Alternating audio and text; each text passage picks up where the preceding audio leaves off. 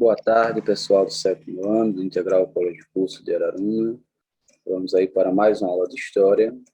Nessa aula vamos fazer algumas correções do conteúdo que já discutimos na última aula, tá certo? Então, peguem um livro didático, abram na página 2, tá certo? Lá tem um quadro, né, do Jan van Kessel, tá? O continente da África, né? Então, vamos lá, né, ver se vocês conseguiram, né, explicar o que essa imagem está nos trazendo. Lembrando que temos que analisar de forma crítica, certo? Então, questão 1. Que animais são retratados na obra? Né? Temos aí um leão, leopardos, tartarugas, pássaros, certo? Macacos, rinocerontes. Então, temos vários animais aí que vocês podem colocar na questão. Como as pessoas foram retratadas? A gente vê ali uma criança, né, branca, tá certo? Brincando, né? E algumas pessoas negras, né, exercendo ali algumas atividades, tá certo? Deixa eu ver isso mesmo, tá bom? Então, pessoa branca parece estar brincando e outros, os negros, exercendo ali algumas atividades. Que objetos ocupam o centro da imagem, né? São as pessoas, tá? Tem os objetos, né? Algumas pinturas, alguns quadros, né? Mostra a arquitetura, né? Está lá no centro da imagem, enquanto as pessoas negras estão sendo colocadas um pouco à margem, né? Preste bem atenção. Um pouco de lado, né? A figura foca mais nos objetos europeus, né? Isso mostra aí um eurocentrismo, tá bom? Questão 4. As representações produzidas pelo pintor europeu retratam a África em sua totalidade e diversidade? Justifique sua resposta. Retratam? Eu acredito que não, né? Porque a África não é só isso. A África não tem só animais, tá certo? A África tem uma diversidade ambiental, né? Muito grande, não só ambiental, como de etnias, povos, né? Grupos humanos que se diferenciam, que não são da mesma, que não têm a mesma cultura, embora tenham algumas semelhanças, mas eles são diferentes, tá? Eles partilham línguas, né?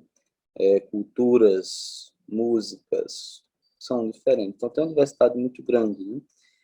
O quadro coloca aqui que não é bem assim, certo? Vamos para a página 3, lá na parte de organiza as ideias. E lá temos duas questões. A primeira é a respeito da África na Antiguidade, analise as afirmativas.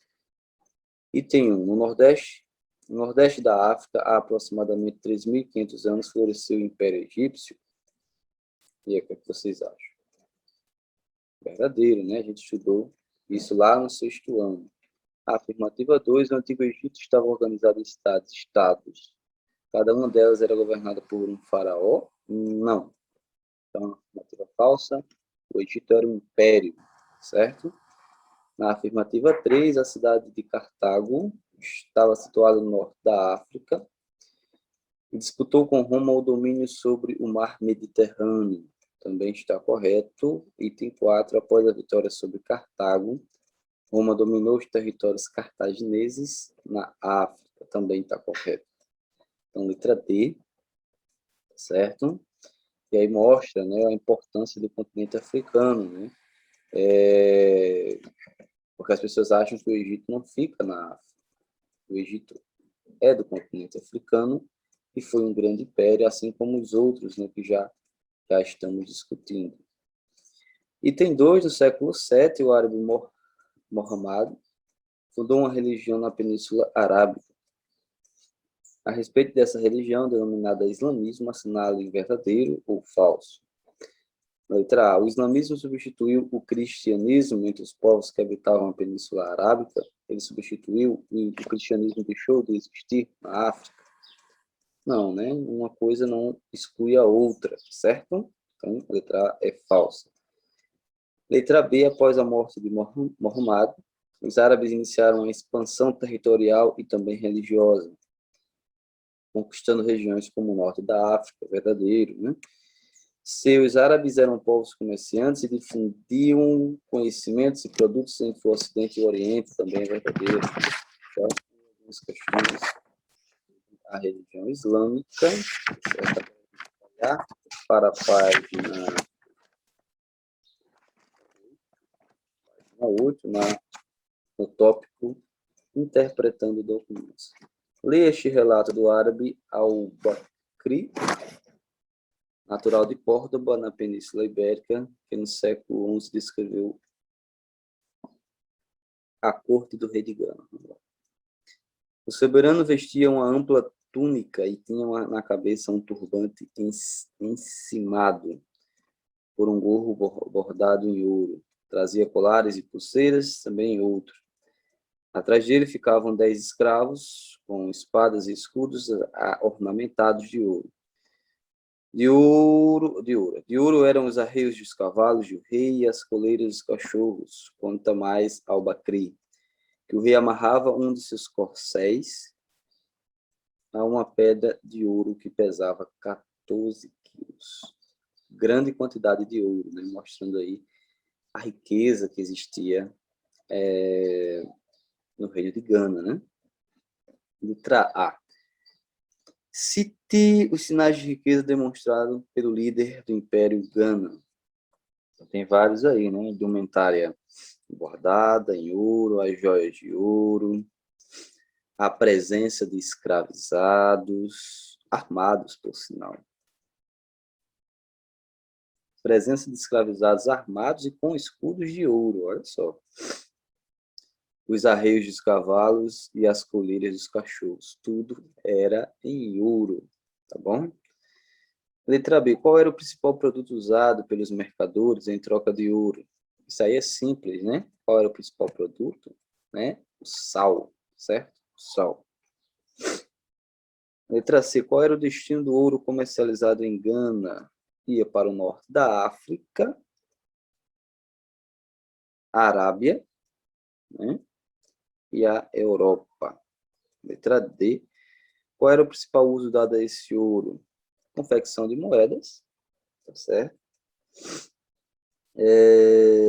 A Europa estava passando por um processo de fim da Idade Média, início da Idade Moderna, né? Então precisava de moedas. Então vamos para a questão 10, né? Nosso último exercício dessa aula. Tá? Bem simples nessa questão 10.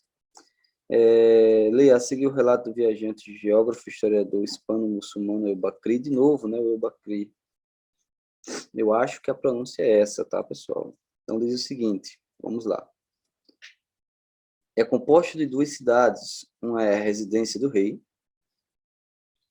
a outra é habitada pelos muçulmanos. Habitantes vestem-se como outros negros, com uma tanga, uma veste de pele. Adoram os ídolos. Quando o rei se senta para comer, bate-se o tambor e os negros põem-se a dançar, deixando tremular sua densa cabeleira. Ninguém se ocupa de negócios da cidade até que a refeição do soberano tenha terminado. No texto, sublima um argumento que comprove a seguinte afirmação.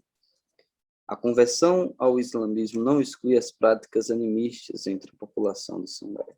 Então, onde no texto podemos encontrar a frase que fala dessas crenças animistas?